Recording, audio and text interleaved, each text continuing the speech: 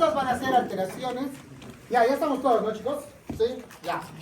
Ahora sí, silencio. Estas van a ser alteraciones neoplásicas que afectan la serie mieloide. En realidad, pues, ¿qué significa neoplásicas, no? Que simplemente es producción de células inmaduras, ¿no? Pero propiamente no es un cáncer. Una enfermedad mieloproliferativa no te va a matar. Quiero que recuerden eso. O sea, un paciente que tenga una leucemia mieloide crónica no se va a morir de inmediato, a no ser que se transforme en una blástica, pues, ¿no? Ya se convierte en una leucemia aguda. Pero si un paciente tiene trombocitosis, tiene policitemia, tiene una leucemia mieloide crónica, pues el paciente, si ustedes lo tratan y se controla, no se va a morir. Se va a vivir muchos años. Yo tengo pacientes que tienen más de 10 años con leucemia mieloide crónica. Y viven tranquilos. ¿Ok? Puede haber interconversión entre un síndrome mieloproliferativo y puede haber una transformación a leucemia aguda. Eso es cierto. O sea, como es una producción inmadura de células, en algún momento, pues los blastos, ¿qué son? Los blastos son células también inmaduras, pues, ¿no? Solo que a un nivel más alto de división celular. Pero esto, en algún momento, estas células inmaduras pueden llegar a que los blastos, de lo que son blastos buenos, se convierta pues en blastos malos. De ahí se transforma en una leucemia aguda, ¿no? Tienen un curso inicialmente crónico, es cierto. Puede producir hematopoiesis extramedular, totalmente cierto. Por eso genera esplenomegalia, ¿no?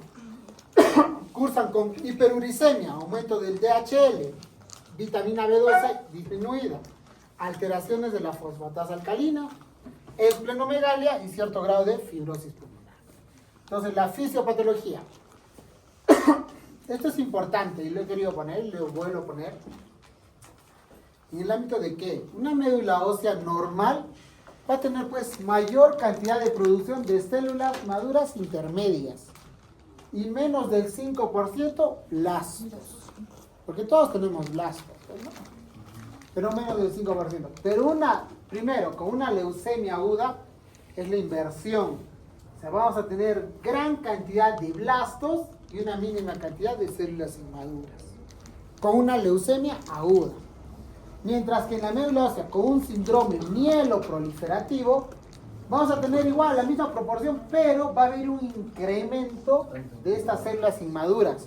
O sea, esta proliferación de la serie mieloide son células buenas pero inmaduras, o sea, que están en su proceso de replicación, pero es de manera excesiva, o sea, que no existe un control. Pero el nivel de blastos sigue igual, o sea, menos del 5%. ¿Me entienden? Esa es la diferencia. ¿Por qué en el hemograma se expresa, pues, ambos se expresan con hiperleucocitosis? Ambos laboratorialmente tienen hiperleucocitosis. Porque miren, la proporción de células es la misma, el número de células es lo mismo. ¿Por cuál es la diferencia? En que una son blastos y la otra son células buenas pero inmaduras. Nada más. Por eso les digo que estos pacientes no se van a morir por una leucemia mieloide crónica. ¿Me entienden? Ahora, dentro de estas están pues la leucemia mieloide crónica. Todas, a excepción de la leucemia mieloide crónica. ¿No es cierto? Sí. Entonces, la trombocitosis esencial, la mielofibrosis primaria, policitemia vera, la mastocitosis sistémica o la mastocitosis con eosinofila, que son parte de las mieloproliferativas, sí, pero en realidad pues están la LBC, trombocitosis, mielofibrosis y policitemia, ¿no? Esto se va a dar igual por la alteración de cualquiera de los receptores, donde va a estimular a la producción de la serie mieloide. Glóbulos rojos, policitemia vera, plaquetas, trombocitosis y toda la serie mieloblástica, pues la genera la leucemia mieloide crónica. No es lo mismo a lo que llegamos en realidad. Clasificación de las neoplasias mieloproliferativas crónicas. Las de Filadelfia positivo, que es la leucemia mieloide crónica, ¿no? Filadelfia negativo, policitemia vera, trombocitosis esencial, mielofibrosis. Las otras menos frecuentes, pues la leucemia neutrofílica crónica, la eosinofílica crónica, la mastocitosis, pero es rarísimo. Características generales, ¿no? Entonces, va a haber un incremento de la celularidad en la sangre periférica, a predominio de células maduras. Es lo que les digo, ¿no? La médula es un microambiente, es como que acá, ¿no? Comienza a producirse más células. Ya está tan lleno la médula que tiene que salir a la sangre periférica. Por eso se expresan con leucocitosis o con hiperleucocitosis. ¿Por qué? Porque la médula ósea se satura de estas células, pues, ¿no? Y pasan a la sangre periférica incrementando los glóbulos rojos, incrementando glóbulos blancos, plaquetas, o 2 series, o hasta las 3 series, pues, ¿no? Hasta una panmielosis, ¿no? Este aumento puede deberse a muchas causas. Lo más frecuente, chicos, es pues lo reactivo. Como ya les dije, o sea, puedes cursar con un proceso infeccioso, vas a hacer leucocitosis, ¿no? La edad va a hacer que los recién nacidos tengan pues leucocitos en 20.000 hasta 30.000 de leucocitos. Entonces hay que buscar las causas. Lo más común y frecuente, trombocitosis, ¿no? Trombocitosis, tengo 800.000 de plaquetas y el paciente está cursando, no sé, con su proceso infeccioso, es reactivo, pues, ¿no? Va a ir disminuyendo. O sea, siempre consideren en esta parte, o sea, no todas las trombocitosis o la poliglobulia, o no sé, las leucocitosis, pues, no, es mieloproliferativo. O sea, primero relación a la parte reactiva. Causas de esas, infecciones, traumatismo, quemaduras, hemolisis, etcétera, es un montón. Versus las que son clonales, que son los síndromes mieloproliferativos. ¿Cuándo yo considero que sea algo reactivo? Cuando sé que de acá a una semana, pues esto va a cambiar o va a mejorar, pues, ¿no? Va a ir disminuyendo. Pues si tú notas que tus leucocitos están en ascenso y siguen aumentando, o tus plaquetas, no sé, hoy ya tienes 800.000 y mañana tienes 1.000.000, dices, oye, no, pues no, tengo que pensar en una alteración clonal. O tu paciente que vive pues en Canas, ¿no? Es poliglobúlico, por la altura, pues no, pero tú vas a estar pensando, una policitemia así, pues puede ser, ¿no? O tiene EPOC, si ya tiene EPOC, pues una causa secundaria, pues, ¿no? Entonces, relacionen. Una médula ósea reactiva o clonal es una médula ósea, chicos, contiene con gran división celular a predominio de los neutrófilos, pues, ¿no? Crece todo. Mientras que una médula ósea clonal primero son células, estas son células en proceso de división celular con un núcleo un poco más condensado, pues, ¿no? Y siempre se va a relacionar más al hemograma que estamos buscando. Policitemia, pues va a haber más incremento en la serie roja, ¿no? O leucemia mieloide crónica, va a haber incremento más de la serie, de la serie mieloblástica, pues, ¿no? O bien trombocitosis, pues va a haber bastantes producción de plaquetas, megacariocitas, etc. Mientras que un reactivo es algo más relativo, o sea, no es tan condensado como una clonal, pues, ¿no? Ahora, entonces, ¿cuál es el hallazgo más importante para su diagnóstico? Las mutaciones. Las mutaciones es lo más importante para que tú confirmes el diagnóstico. Confirmando el diagnóstico, pues vas a estar seguro de qué estás tratando, pues, ¿no?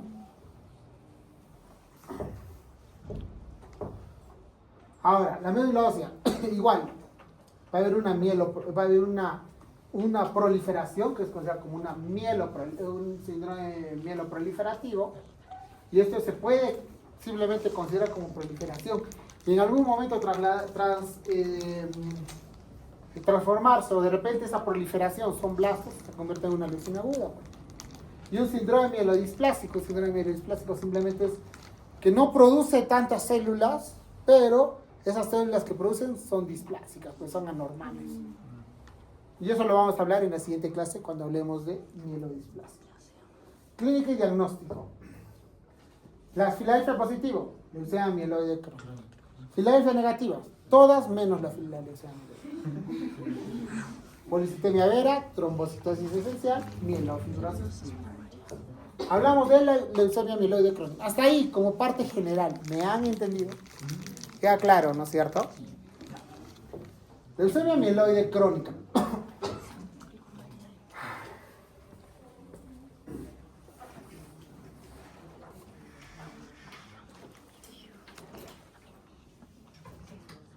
La leucemia mieloide crónica va a ser, pues, la expansión clonal de las células progenitoras hematopoyéticas caracterizada clínicamente por la hiperplasia mieloide, ¿no? Con leucocitosis, con basofilia y esplenomegalia. Leucocitosis. Recuerden, leucocitosis o una hiperleucocitosis con basofilia y esplenomegalia. Entonces, este va a ser un trastorno proliferativo de células hematopoyéticas de Sten, enfermedad asociada a una normalidad única, eso es cierto. Cromosoma Filadelfia, que es la normalidad única, pues, ¿no? Esto se va a dar simplemente, ¿cuál es la normalidad única? Alteración del cromosoma Filadelfia, ¿no? Que es el gen BCR-ABL. El gen BCR-ABL, que es esta es la normalidad, pues, ¿no? Y de acuerdo a eso confirmamos. La incidencia se va a dar de 10 a 15 casos por cada 100.000. No hay diferencia geográfica ni de razas, es cierto, te puede dar a cualquiera, ¿no? Jóvenes, adultos, etc. Pero la edad media es entre 60 y 65 años en Europa. Aunque en algunos países la edad de presentación puede ser menor. Eso es cierto. O sea, yo tengo un estudiante de arquitectura de 20 años que tiene una lesión mieloide crónica, ¿no? Proporción de hombres-mujeres, más en hombres de 1.3 a 1. Y el 50% son diagnosticados por exámenes de laboratorio. Y el 85% son diagnosticados en fase crónica. Pues, ¿qué quiero decir? La única forma, bueno, no la única, ¿no? La forma más frecuente de diagnosticar es por un hemograma. Solo sabiendo leer el hemograma, chicos. Por eso es importante lo que yo resalto. O sea, si ustedes saben leer bien un hemograma, van a diferenciar muchos diagnósticos hematológicos. O van a sospechar en muchas patologías hematológicas. Y el 85% en fase crónica. Entonces, ¿cuál es la fase más frecuente de esto? Es la fase crónica, ¿no? Igual, una médula ósea. En la médula ósea va a haber hiperproducción, pues, de toda la serie mieloide, ¿no? Estos son los mielocitos, promielocitos, ya acá hay un poco de neutrófilos, basofilia, un poco más oscuros, ¿no? Ahora, en sangre periférica, miren, es igual. ¿Me entienden? Igual, acá hay monocitos, promielocitos, aunque creo que parece la misma imagen, pero no es. Porque en realidad, chicos, lo que ustedes van a encontrar en médula ósea lo van a encontrar en sangre periférica.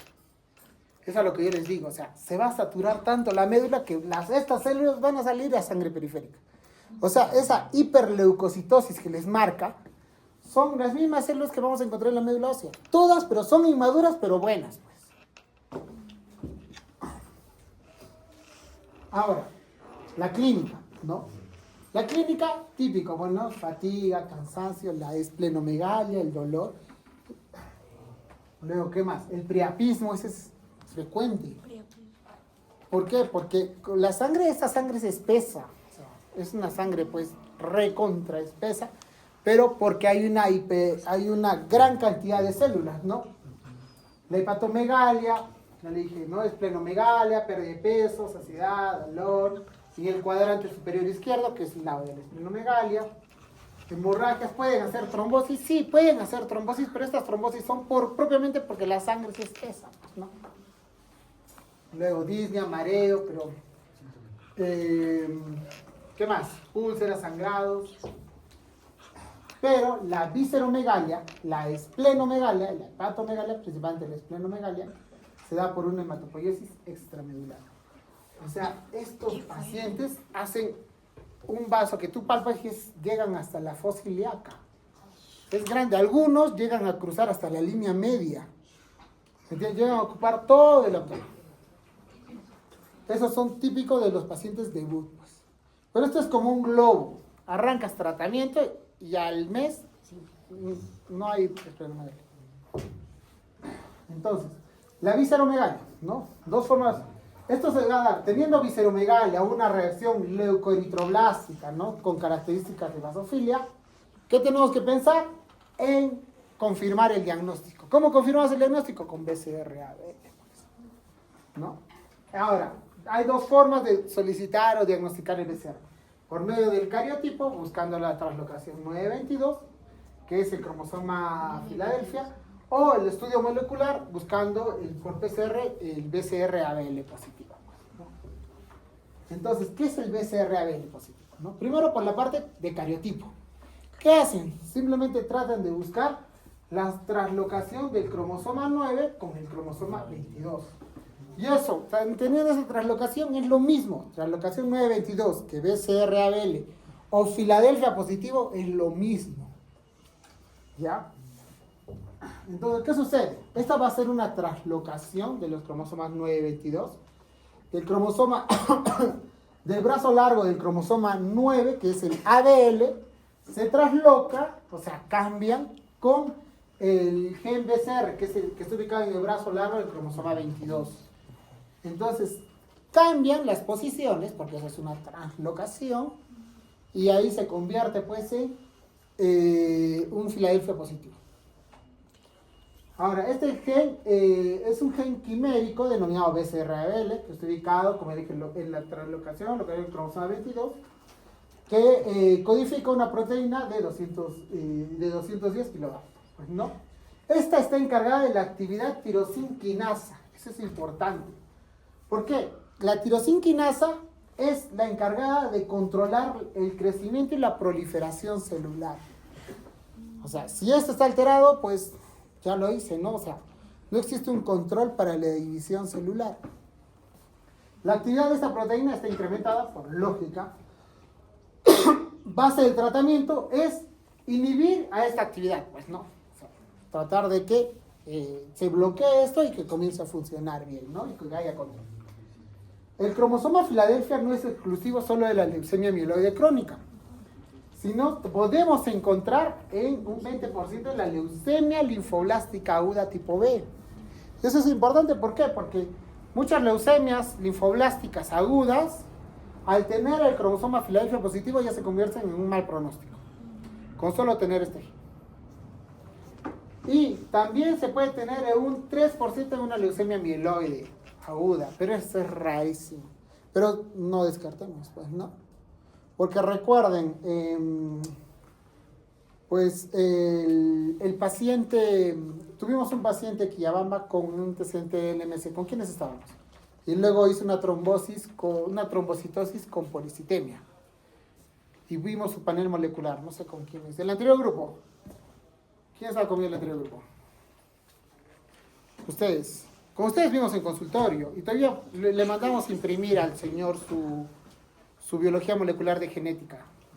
¿Cuál, doctor? Salió creo que de Lima, ¿no? Positivo. Salió el de Lima y salió traslocación BCR-ABL, pero ya estaba haciendo. Claro, sí. Por eso, porque estos pacientes, pues este gen, chicos, es un gen donde te voy a indicar, pues, como ese caso, les comento el caso. Es un paciente de 40 años en promedio que ha tenido leucemia mieloide crónica y él ha sido trasplantado. ¿Ya? Ha hecho su trasplante con su hermano, pero él ya tiene, o sea, el trasplante se supone que es el tratamiento curativo de él. Pero a los 10 años o 15 años post-trasplante, acude por consultorio porque comienza a presentar trombocitosis y comienza a presentar policitemia. Y ya tiene el factor de riesgo. Pero en él, le hemos hecho el estudio molecular para confirmar, pues, ¿no? El JAK2. Y también le pedí el BCR-ABL y nos salió el BCR-ABL otra vez positivo. Y literalmente este paciente, pues, o sea, fuera de la trombocitosis esencial que está teniendo, o sea, este BCR-ABL no está desencadenando una leucemia mieloide crónica, pero sí está influenciando a que haga una trombocitosis esencial. Por el caso de este paciente. Por eso, solamente no es... ¿A qué pongo este ejemplo? A que recuerden que solo el Filadelfia positivo, pues, sí es lo más frecuente con la leucemia mieloide crónica, pero puede ir asociado también a otras patologías. Entonces, lo mismo. La translocación 922, se genera la transcripción y al final esta translocación va a estimular ¿a qué? A que haya una adhesión celular anómala, una supervivencia celular prolongada y una proliferación celular descontrolada. ¿Qué significa? Que vamos a tener un montón se va a comenzar a dividir la médula ósea sin control y a la vez el tiempo de vida de estas es largo, pues. ¿No? Las vuelve como hasta inmunes, pues, ¿no? A no ser que ya arranquen con el tratamiento, que es distinto. Igual, lo mismo, pues, ¿no? Esa translocación 922 va a llegar hasta hasta poder alterar las propias células stem cells, ¿no? Solo con la alteración de translocación 922. Lo mismo, translocación. Estoy resaltando, chicos, estoy recalcando. Cuidado que les venga una pregunta. Esta translocación 922, que es la tirosina quinasa constitutiva, va a generar pues una fosforilación de múltiples sustratos y a la vez esto va a estimular a que haya una inestabilidad incrementando las señales fitogenéticas y genómicas. O sea, ¿qué significa? Que no va a controlar, pues, ¿no? Al alterar estas señales mitogenéticas, o sea, simplemente altera que se divida, no hay un control. Y va a generar la disminución de la regulación apoptósica y estrófica, pues, ¿no? Por ende, tienen una vida larga, porque eso está tratando de decirnos, y tiene no tienen un control en la replicación. Y genera una leucemia amiloide crónica. Entonces, queda claro sobre el BCR-ABL, ¿no es cierto, chicos? ¿Cuál es la función? El diagnóstico, sospechamos de leucemia amiloide crónica. Primero, la identificación de los hallazgos típicos en sangre y en médula ósea. Queda claro. Luego, tenemos que demostrar la enfermedad. ¿Y cómo demostramos? Solicitando el gen BCR-ABL positivo o translocación 922. ¿No? Y esto se va a dar. Otra técnica es por el FISH, pues, ¿no? Pero eso ya es parte laboratorial. Ahora, el hemograma. ¿Cómo vamos a encontrar el hemograma de un paciente con leucemia amiloide crónica? Primero, pueden como que no pueden tener una anemia. Pero si hacen una anemia, es una anemia leve. No es una anemia moderada o severa, recuerden. Segundo, a nivel de los leucocitos, una leucocitosis o hasta hiperleucocitosis, ¿no? A predominio de, miren chicos, los basófilos, el 8%, o sea, un basófilo en valores normales pues está en 1%. ¿Me entiendes? 8% ya es una basofilia, pues, ¿no? Están los mielocitos, metamielos, esto no debe aparecer en una médula, en una sangre periférica, o ya los describe, ¿no? Ahora, el plaquetas, ¿dónde están plaquetas acá? Plaquetas, 840.000. Pueden hacer trombocitosis como que no pueden hacer trombocitosis, pero no encuentran trombocitopenia, ¿me entienden? Entonces, esa es la diferencia con una leucemia aguda. Una leucemia aguda, chicos, pueden tener una leucocitosis, pero la leucemia tiene visitopenia. O sea, leucocitosis más visitopenia. O sea, anemia y neutropenia. Perdón, y trombocitopenia. Mientras que una leucemia mieloide crónica tiene leucocitosis o hiperleucocitosis, pero no altera las plaquetas, o sea, o no disminuye las plaquetas, y la hemoglobina puede disminuir, pero es leve, o en algunos casos no disminuye la hemoglobina. ¿Me entienden? ¿Queda claro? ¿No es cierto? Ahora, frotis en sangre periférica. Igual, como ya les dije, vamos a encontrar bastante basofilia, ¿no? Estos son los basófilos. Mielocitos, promielocitos, neutrófilos, ¿no? Igual en la médula ósea, una médula ósea hipercelular con hiperplasia de la serie granulocitos, ¿no? Los neutrófilos, etc. ¿Y por qué se cambió? Qué raro. Igual, otra hiperproducción, simplemente es la médula ósea hipercelular, pues, ¿no? Y entramos acá a las fases. Fase crónica, acelerada y blástica. La fase crónica es con blastos, acá nos diferenciamos por blastos. Blastos menos del 5% y con una hiperproducción de toda la serie mieloide, fase crónica, ¿no? La fase crónica de 5 a 6 años, si está controlado, puede vivir toda una vida con esto y no va a pasar nada. La mayoría de nuestros pacientes viven con la leucemia mieloide crónica y están recontracontrolados. Ahora, fase acelerada, de 6 a 9 meses, ya incrementan los blastos, pero no llega a ser leucemia. Porque los blastos todavía están en el recuento menos del 20%. Y la fase blástica ya pues, ¿no? Ya están más del 20% y se transforman en leucemia aguda. Entonces, los criterios de fase crónica. No, esto va a depender, hay algunos criterios según algunas sociedades o la Organización Mundial de la Salud. La OMS la Sociedad Europea de Leucemia y la del Centro de Cáncer de Anderson. La OMS, blastos menos del 10%, la europea menos del 15% y la Anderson menos del 15%.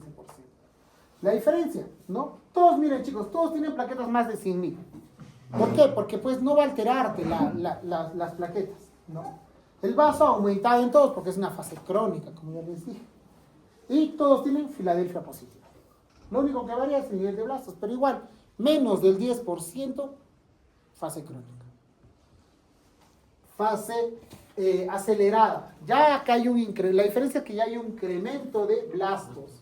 Del 15 al 20%, la OMS, no, la europea y la OMS hasta el 19%, ¿no? Porque la OMS no se puede contradecir con su definición, pues, que es más del 20%. Hasta 19% de sangre periférica o médula ósea. Acá, ¿qué varía? La trombocitopenia. Ya está habiendo trombocitopenia. O sea, si tú a tu paciente con leucemia mieloide crónica te comienzas a hacer trombocitopenias, podría ser que esté pasando una fase acelerada. ¿Ya? Filadelfia positivo, bajo. Sí, pues bajo, porque ya está con tratamiento, ¿no? O ya ha arrancado. Puede estar alto si es que no ha sido diagnosticado, pero generalmente en una fase acelerada son los pacientes que se están transformando a blástica. Y son pacientes que ya han arrancado con el tratamiento. Ahora, ¿puede haber también incremento de vasos o leucocitosis? Sí, pues puede haber. La fase blástica, blastos más del... la europea dice más del 30%, pero la OMS más del 20%, y nosotros nos basamos en la OMS porque es la definición de leucemia aguda. Más del 20% de blastos en sangre medular, y puede hacerte ya una anemia y una trombocitopenia, o sea, una bicitopenia. Puede que los leucocitos, algunos leucocitos, estén como leucocitosis o estén como leucopenia, o sea, o haya una pancitopenia. Pues ya tenemos, si va a estar en una fase blástica, por lógica ya sabemos que ha sido de una leucemia crónica, o sea, tenemos que saber el antecedente, pues, ¿no? Para saber, bueno, ya está en fase blástica. Por eso en el diagnóstico también es importante hacerle siempre la aspirada de médula ósea, ¿no? Ahora, tratamiento. Más del 90% de los pacientes se diagnostican en fase crónica. Perfecto. Citorreducción con hidroxiuria o hidroxicarbamida como citorreductor. Y ya confirmando, o sea, ¿cuándo damos hidroxiuria? Por ejemplo, paciente debut llega y ustedes sospechan de una LMC con hiperleucocitosis, le damos hidroxiuria hasta que nos llegue, pues, confirmación del BCR-ABL, pues, ¿no? Si el BCR-ABL nos sale positivo, arrancamos con los inhibidores de la tirosinquinasa, como el imatinib, el dasatinib o el nilotinib. Y la opción curativa es el trasplante de médula ósea, que en realidad, como les dije, o sea, antes, sí, pues no, el MC ya hay que trasplantarlo, ¿no? Pero ahora, pues tranquilamente estos pacientes pueden vivir solo con su tratamiento y no va a pasar nada. Con el trasplante se puede morir más rápido que solo recién tratamiento. Pero siempre, la opción curativa es el trasplante de médula ósea, ¿no? Igual, los inhibidores de la tirosinquinasa, que son el tratamiento de elección, imatinib, dasatinib, nilotinib, otros agentes que en caso, digamos, de gestantes, se puede utilizar citarabina, busalfán o hasta hidroxiuria, y siempre el trasplante de médula ósea es la opción curativa, pues, ¿no? Respuestas, criterios de respuesta, ¿no? La respuesta hematológica, con leucocitos, plaquetas menos de 450.000, leucocitos menos de 10.000, sin presencia de granulocitos inmaduros en sangre periférica, y vaso no palpable. Ya les dije, inmediatamente recibe el tratamiento, el vaso se desinfla. Si está teniendo buena respuesta, el vaso se desinfla. Criterios de respuesta citogenética, dosaje del Filadelfia positivo, 0% o simplemente negativo, pues, ¿no? Si todavía te sale Filadelfia en 1 al 35, es una respuesta menor, pues, ¿no? De 35 a 69 mínima, ¿no? Una respuesta mínima de 36 a 65. De 66 hasta el 99% te sale positivo, es como que no le hubieras dado nada, pues, ¿no? Sin respuesta al tratamiento. La respuesta molecular, lo mismo, dosando BCR-ABL, ¿no? Menos de 0.1% respuesta completa. ¿Es importante? Sí es importante, ¿no? Es importante porque ahí vas a ver la respuesta al tratamiento. Ahora, síndromes mieloproliferativos Filadelfia negativos. Hablamos, dentro de esos, chicos, están pues trombocitosis esencial, policitemia vera y la mielofibrosis. Sí, hablamos hasta policitemia y la siguiente clase completamos. ¿Ya, chicos? Entonces, todo esto se va a dar por otro gen. En este caso es el JAK2. ¿Ya? Hablamos de la policitemia vera. Esta va a ser pues una eritrocitosis o una hiperproducción de glóbulos rojos. Policitemia vera o poliglobulia es lo mismo, ¿no? La mejor forma o la forma más fina de expresarse siempre va a ser como policitemia vera. Y adentro están las adquiridas y las secundarias, pues, ¿no? Obviamente la policitemia vera adquirida, primaria, produce médula ósea. La eritrocitosis de la altura es primaria, pues porque en realidad en este campo tú te vas a Lima y ya no haces policitemia, ¿no? Mientras que la secundaria, pues, de las congénitas todavía hay un montón, mutaciones de la eritropoyetina, la hemoglobinopatía de alta afinidad con oxígeno, o sea, un montón de alteraciones genéticas, pero son recontra raras. La eritrocitosis secundaria con eritropoyetina sérica elevada. Eso es importante.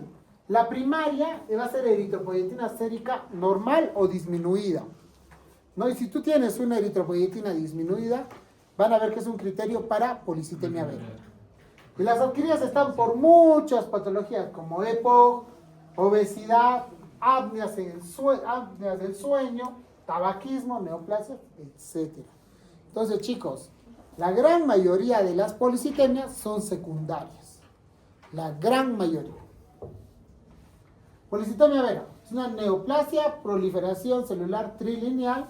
Trilineal, chicos, ¿por qué? Porque junto con la policitemia podemos hacer una leucocitosis hasta trombocitosis. Pero se puede como que no.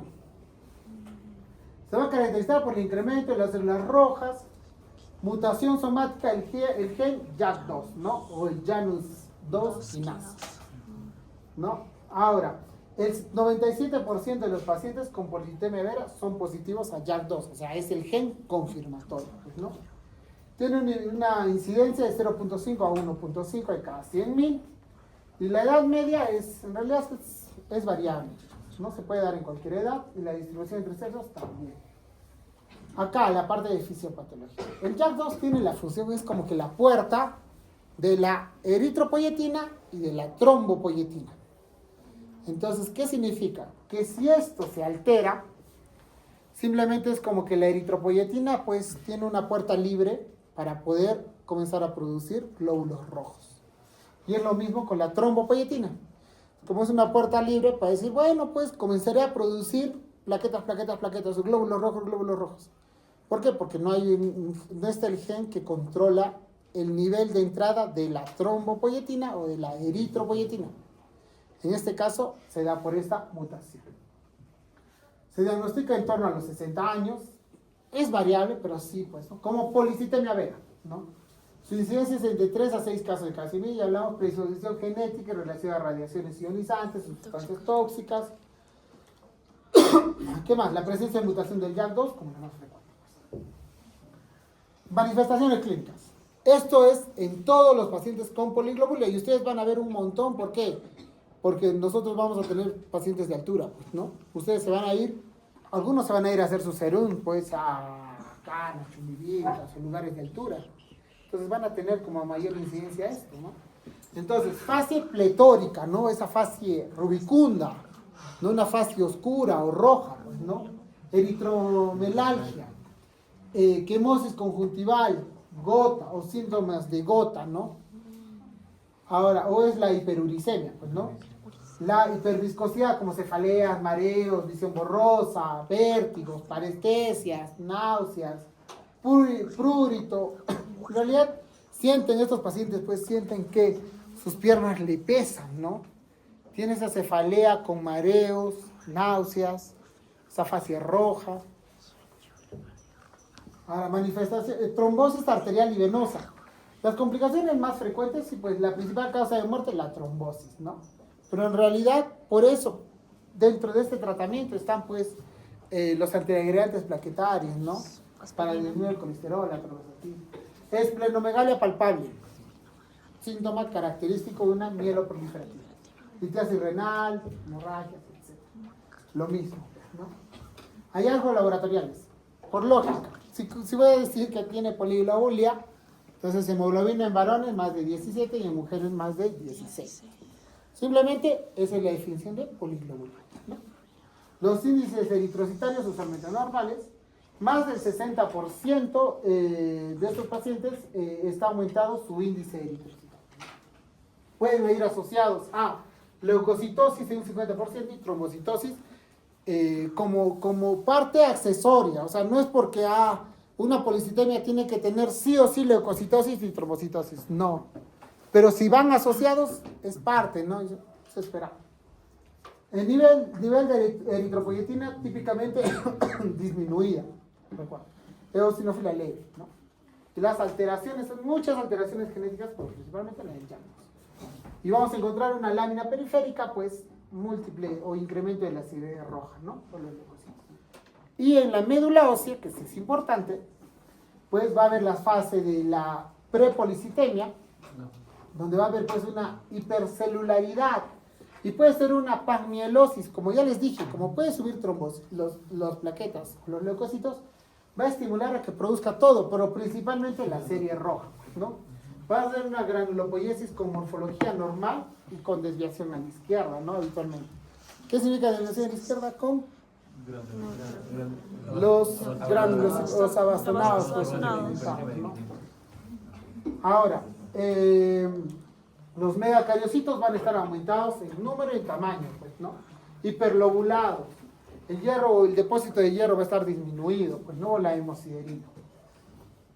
Mientras que la fase policitémica ya es distinto, ¿por qué? Porque entra en un proceso de fibrosis. Reducción del volumen, del número de eritroides, de células eritroides. Los megacariocitos van a ser anómalos, pequeños. Va a comenzar a fibrosarse, va a haber una fibrosis reticulínica y finalmente puede llegar a ser fibrosis, como policitemia vera.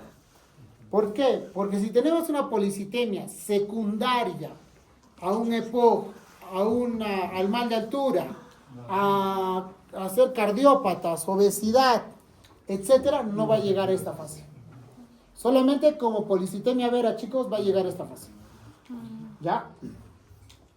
Ahora, los criterios. Por lógica ya, hemoglobina más de 17 o de 16, ¿no es cierto? Biopsia de médula ósea, hipercelularidad o una panmielosis, como ya les hemos hablado. Presencia de la mutación JAK2, te va a confirmar, pues, ¿no? Y como un criterio menor, la eritropoyetina baja. O sea, si tú tienes un dosaje de una eritropoyetina baja, mándale a su JAK2. ¿Te puede salir normal? Sí, pues, te puede salir normal. Pero para confirmar es el JAK2. Recuerden siempre. Ya, chicos, es el JAK2. Pronóstico y evolución, ¿no? La mediana, la supervivencia supera los 15 años. Ya les dije, no se va a morir por esta enfermedad. Se va a morir por cualquier otra cosa, pero no por la policitemia vera. ¿Ya? La enfermedad es de evolución lenta en los 3 estadios, la prepolicitémica, la fase de estadios de síntomas de enfermedad y la de aceleración, ¿no? O fibrótica. Igual, postpolicitemia, va a haber ya disminución de la fase fibrótica, ¿no? Va a haber disminución de la hemoglobina relacionado al tratamiento, va a haber aumento del vaso, estamos hablando como postpolicitemia, o sea, que no responde al tratamiento, ¿no? Disminución de las plaquetas, va a aumentar, puede haber aumento de los leucocitos, como que no, pero simplemente es la fase terminal, pues, ¿no? Fibrótica, que se trata. Ojo, esto también se puede, fuera de la fase fibrótica, hay un porcentaje, chicos, que se pueden transformar en una leucemia mieloide aguda. Bien se puede fibrosar o bien se puede transformar en una leucemia aguda. Y en este caso genera una leucemia mieloide aguda eritroblástica, ¿no? Porque es propiamente de la serie roja. Como les digo, que la fase fibrótica o la parte de esplenomegalia es donde se transforma en una leucemia mieloide aguda o transformación blástica. Luego, igual, la evolución asintomático, pues eritrocitosis, trombocitosis o esplenomegalia. fase eritrocítica, donde va a haber eritrocitosis, trombocitosis, leucocitosis, esplenomegalia. La fase inactiva, donde solo va a haber aumento de la masa eritrocitaria con deficiencia de hierro.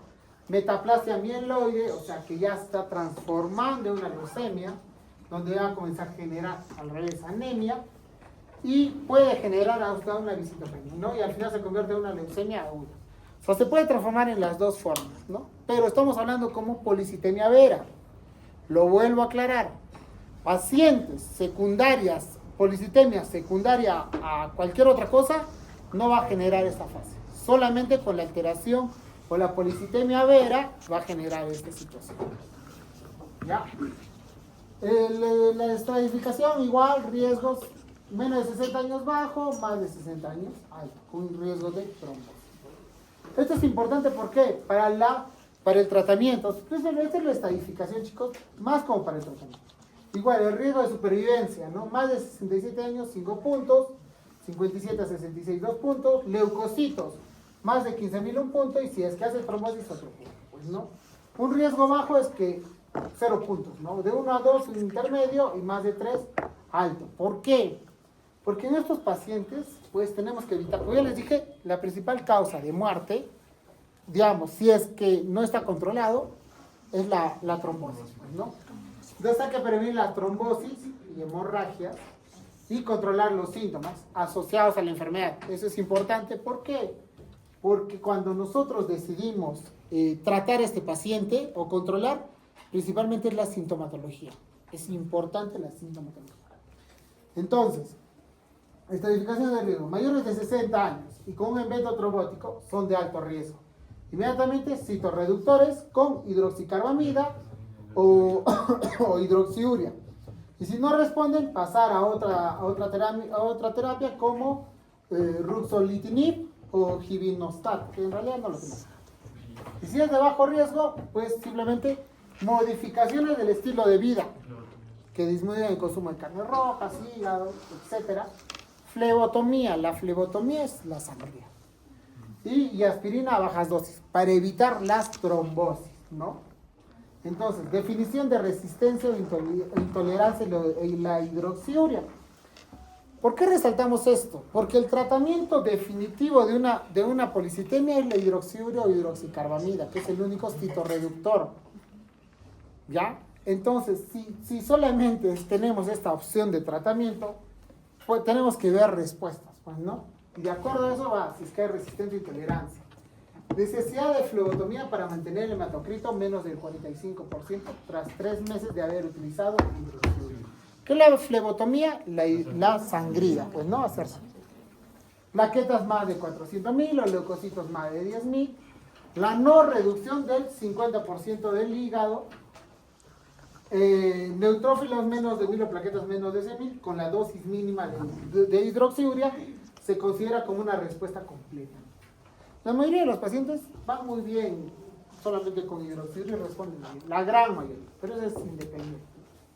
Entonces, ya les dije, flebotomía, simplemente es el procedimiento de sacar sangre. ¿A quiénes utilizamos? Se extrae hasta 400 mililitros, entonces es variable, puede sacar en un varón hasta 800 mililitros. Ahora, principalmente en quienes hacemos esto en pacientes que tengan o sean sintomáticos. Sintomáticos, cefalea, mareos, náuseas, pesadez en las piernas, etc. O sea, pacientes sintomáticos, plantéenle la flebotomía.